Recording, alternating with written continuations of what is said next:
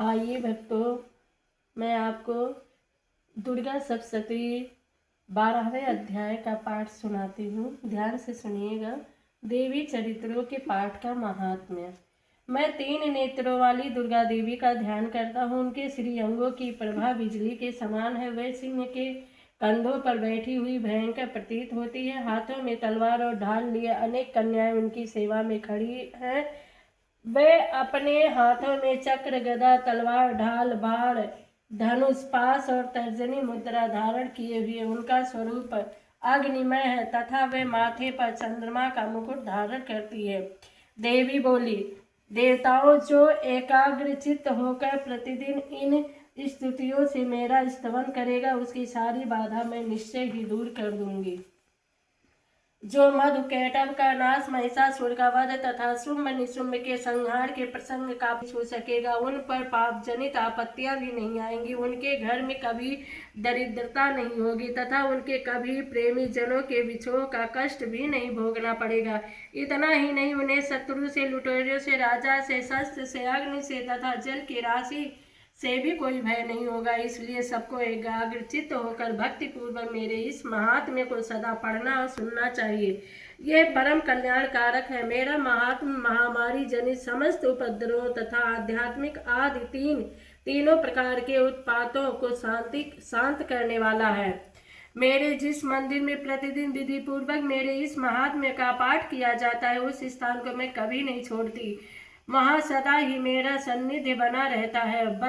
बलिदान, पूजा, होम तथा महोत्सव के अवसरों पर मेरे इस चरित्र का पूरा पाठ और श्रवण करना चाहिए। ऐसा करने पर मनुष्य विधि को जानकर या बिना जाने भी मेरे लिए जो बलि, पूजा या होम आदि करेगा, उसे मैं बड़ी प्रसन्नता के साथ ग्रहण करूंगी। शरत काल में जो वार्षिक महापूजा की जाती है, उस अवसर पर जो मेरे इस महात्म्य को भक्ति पूर्वक सुनेगा, वह मनुष्य मेरे प्रसाद से सब बाधाओं से मुक्त तथा धन, धान्य तथा पुत्र से संपन्न होगा।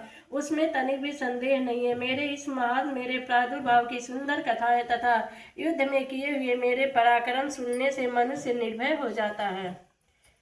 मेरे महात्म्य का श्रवण करने वाले पुरुषों के शत्रु नष्ट हो जाते हैं। उन्हें कल्याण की प्राप्ति होती है तथा उनका कुल अभिनंदन रहता है। सर्वत्र शांति का कर्म में बुरे स्वप्न दिखाई देने पर तथा ग्रह जनित भयंकर पीड़ा उपस्थित होने पर मेरा महात्म्य श्रवण करना चाहिए। इससे सब विघ्न तथा भयंकर ग्रह पीड़ा शांत हो जाती है और मनुष्यों द्वारा देखा हुआ दुस्वप्न शुभ स्वप्न में परिवर्तित हो जाता है। बाल ग्रहों से आक्रांत हुए बालकों के लिए यह महात्म्य शांति कारक है तथा मनुष्यों के संगठन में फूट होने पर यह अच्छी प्रकार मित्रता करने वाला होता है। यह महात्म्य समस्त दुराचारियों के बल का नाश करने वाला है। इसके पाठ मात्र से राक्षसों बुराचों का नाश हो जाता है। ब्राह्मणों को भोजन कराने से, होम करने से, प्रतिदिन अभिषेक करने से, नाना प्रकार के अन्य भोगों का अर्पण करने से तथा दान देने आदि से 1 वर्ष तक जो मेरी आराधना की जाती है, उससे मुझे जितनी प्रसन्नता होती है, उतनी मेरे इस उत्तम चरित्र का एक बार श्रवण करने मात्र से हो जाती है। यह महात्म्य श्रवण करने पर पापों को हर लेता है और आरोग्य प्रदान करता है। मेरे प्रादुर्भाव का कीर्तन समस्त भूतों से रक्षा करता है तथा मेरा युद्ध विषयक चरित्र दुष्ट दैत्यों का संहार करने वाला है। इसके श्रवण करने से मनुष्यों को शत्रु का भय नहीं रहता। देवताओं, तुमने और महर्षियों ने जो मेरी स्तुति की है तथा ब्रह्मा जी ने जो स्तुतियां की है, वे सभी कल्याणमय बुद्धि प्रदान करती है। वन में, सोने मार्ग में अथवा दावानल से घिर जाने पर, निर्जन स्थान में लुटेरों के दाव में पड़ जाने पर या शत्रुओं से पकड़े जाने पर अथवा जंगल में सिंह, व्याघ्र या जंगली पक्षियों, हाथियों के पीछा करने पर, कुपित राजा के आदेश से वध या बंधन के स्थान पर ले जाए